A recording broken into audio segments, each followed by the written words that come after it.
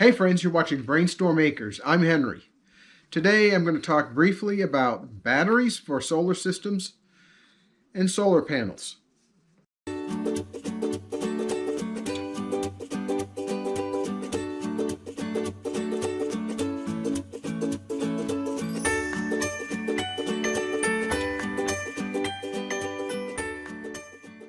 You know, an awful lot of people think that the way they should go about setting up a solar system is to determine the number of watts they need in the course of a day, divide those number of watts into the size panels they can buy, and then they go buy those panels and then put some batteries with it. It's not quite that easy. There's a lot of things that can go wrong, including you can ruin batteries, you can stress your charge controllers. There's just a lot of things that can go wrong. Well, let's talk about battery types. There's a lot of different lead-acid batteries out there. There are starter batteries, that's like what's in your car. Deep cycle batteries. They're deep cycle batteries. That's what you get in a golf cart, for example, or marine environments. Things where you need a battery to last for a while, but you're not trying to draw a lot of power all at one time. Now, a starting battery draws a lot of power for very brief periods of time, and then it recharges from the alternator in the car over another long period of time. So really, a starting battery is really intended for intermittent use. A deep cycle battery, on the other hand, is intended to be used at a much lower draw, that is, demand a lot less current from the battery over a longer period of time. The easy way of looking at a lead-acid battery is, if you want to know how much storage it has, look at the weight of the battery. There's pretty much across all of the batteries a correlation between the weight of the lead and how much power the battery can store. In the old days, and not even so old days, you get batteries that were cheap, but they seemed good because they were heavy. A lot of unscrupulous manufacturers would put lead in the bottom of the battery case so that it felt heavy. They just had small plates up in the top. The battery didn't last all that well.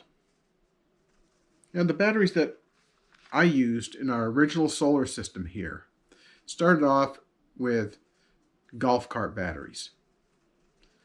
Small amp hour capacity, but you used a lot of them. And there's problems with that. One of the problems is you have what's called a series parallel configuration. So you put two 6-volt batteries in series to create 12 volts, and then you gang a couple of those up in parallel so you have more capacity. Paralleling batteries is not necessarily a really good idea. You really need to know what you're doing. In fact, when it comes to batteries, it's best if you're not already expert or have really strong engineering skills to talk to somebody who has developed solar systems in a variety of situations so they know what the batteries can actually do. Ideally, you'd go ahead and just use a solar system builder, somebody who specifies the solar system, specifies the components, and then installs the whole thing. That makes it easy. Well, in our case, I didn't want to spend that much money. There's another kind of battery that I want to talk about today, and that's a lithium battery. There's a lot of different lithium chemistries out there. Most commonly, you'll hear about lithium manganese dioxide or lithium cobalt. Those batteries have their own series of issues. The kind of battery that I chose for our solar system here was a lithium iron phosphate or lithium ferrophosphate. It has certain good qualities. It's a safer battery in many respects than other kinds of lithium batteries. But more importantly, I chose a battery that has a battery management system circuitry already inside it. What's important about that is that it keeps the batteries from being overcharged or undercharged. It disconnects the battery if it's going to be overcharged, and it disconnects it if it's going to be undercharged. Now, one of the advantages to a lead-acid battery, also called a flooded lead-acid battery, is that it's safe at low temperatures, it will work just fine below freezing. To a certain point, at some point, the electrolyte that's in the battery might freeze. The chemical reactions control how much power can be taken out of a battery. With a flooded lead-acid battery, the colder that it gets, the less energy that you can withdraw from the battery. Well, the same thing goes for a lithium battery. But there is one important thing to know, and that is lithium batteries shouldn't be charged or shouldn't be recharged if the temperature is below freezing. Now, our batteries are contained in our utility building. It's a concrete block building, and if I didn't have some heat in it, the temperature would go down to freezing. I keep the temperature probably between 40 and 45 degrees on the low end. Now there's also an issue at higher temperatures. The battery that I chose can be recharged when temperatures get to 113 degrees. Well, it gets warmer than that around here, so I have to make some special provisions in the summertime to make sure that heat is removed from the building. Now let's talk briefly about matching the solar panels to batteries. I bought 2 solar panels 18 years ago for our RV. The RV had 2 golf cart batteries to provide power when we were off grid. It worked very well. I didn't need to have a charge controller between the solar panels and the batteries because the solar panels were putting out a voltage that was acceptable to the batteries. Well, there's a reason to go ahead and use a solar charger even if the solar panels put out the right voltage to begin with. And that is a good solar charger will match the output of the charger to the battery's needs. That's a tricky proposition if you're going to design your own solar system. What you'd rather do is have everything work together in a cohesive fashion.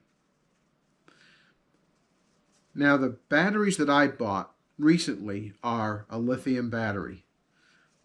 They cost twice as much, exactly twice as much as the comparable lead-acid batteries. However, there's one big difference. A lead-acid battery needs to be charged between somewhat around 5% of its capacity to 15% of its capacity in order to have a good battery life. You can extend that up. The harder you charge it, the more the battery heats up. It's not unusual to have 20% of the energy going into a lead-acid battery be turned into heat.